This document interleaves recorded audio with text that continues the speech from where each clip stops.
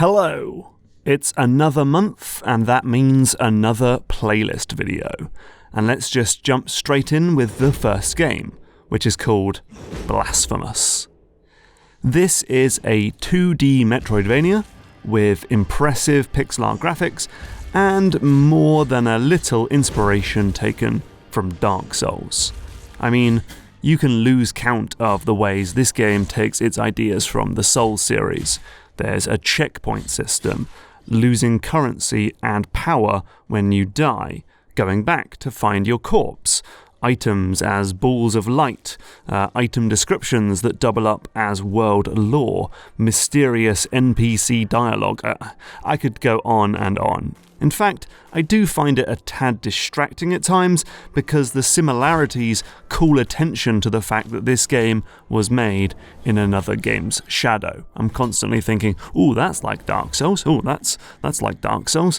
Yeah, it's hard to get really immersed. But okay, there are worse games to take ideas from, and you can put that stuff aside to find a really compelling side-scrolling game that's challenging in just the right ways, full of secrets and surprises. It's got crunchy combat against a cast of well-designed enemies, and a world design that encourages exploration and discovery. For example, the game asks you to kill a bunch of baddies to unlock a huge bronze door on a bridge, and it doesn't care which order you take the baddies in, because it allows you to just explore this giant spaghetti-like maze however you like.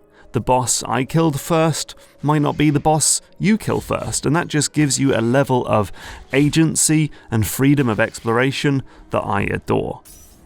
Ultimately, Blasphemous is not doing anything too new or ambitious, and most of its best ideas are from other sources, not just Dark Souls, because it also feels a lot like classic Castlevania. But squashing all of these influences and ideas together creates something really enjoyable, and just the first game in a long while that I passionately kept playing until the credits rolled. Oh, and there I am in the end credits, because GMTK was another source of inspiration for the game. That's really cool. Thanks to the developers for that little shout out.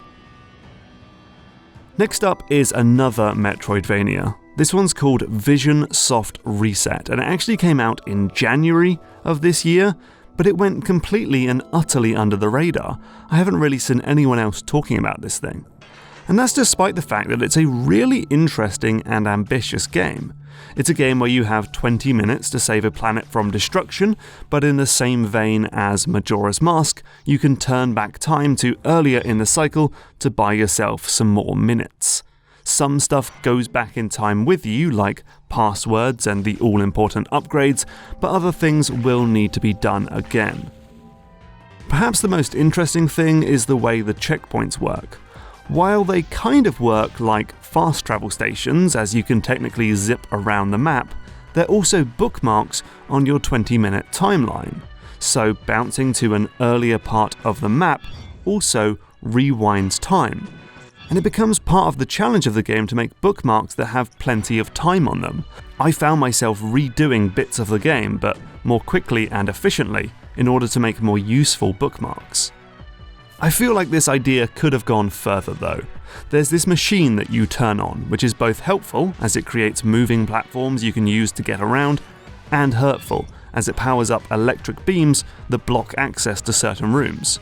This machine is only on in timelines where you turn the machine on, and while I thought that might lead to bonkers situations of jumping between two different timelines depending on whether or not you want the machine on, as far as I played, it doesn't really come to fruition like that. Time plays a role in other parts of the game though. In combat, you have Braid-style rewind powers to turn back the last few seconds and take back some damage you just incurred. And like Into the Breach, you can see what enemies are about to do and avoid their menacing attacks. Despite these two helpful additions though, it's still a very hard game though, with moments of annoying difficulty spikery.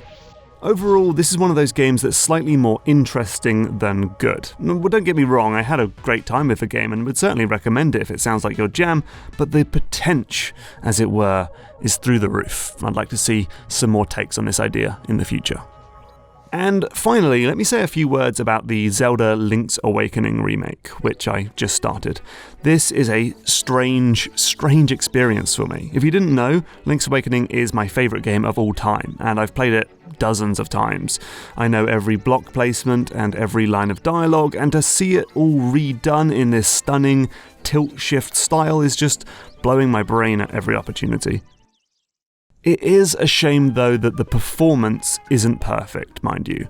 The frame rate hitches are annoying and there are slightly too long loading screens when going in and out of buildings. Neither would matter that much in a brand new game, but as a remake of a Game Boy game, which never loaded and had near perfect frame rate, it almost feels like a step down in places. I haven't really seen any moments yet where the game diverges from the original, other than the fact that you've got more buttons so you can don't need to have the shield as a separate item, and also you can put pins in the map, just sort of quality of life things like that. And I haven't had a chance to check out the simplified Dungeon Designer mode yet, which as a boss keys guy certainly piques my interest. But that's because I'm playing the game with my fiancée, introducing her to one of my favourite games and passing the Joy-Cons back and forth to get through the game together. It's a bit of a head trip, to be honest. When I played this game as like a 7-year-old, I did not expect to be playing a brand new version of it, like 20 years later, with the woman I'm going to marry. Games, man, they're weird. Anyway, thanks for your support, and I'll chat to you again in October. Bye.